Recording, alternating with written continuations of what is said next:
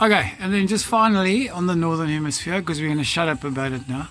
But this is what my track looks like. It's and it's kind of like been just taking a northerly heading. Every time you start getting a little bit of westing in it, it just does funny things.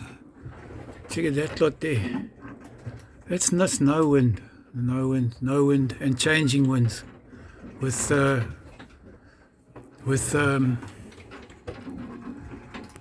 squalls. And after this morning's lot, check here. Wind is gone. That what's showing there now, I think, is pretty much just a little bit of current. And the current is looking like a straight offshore. There.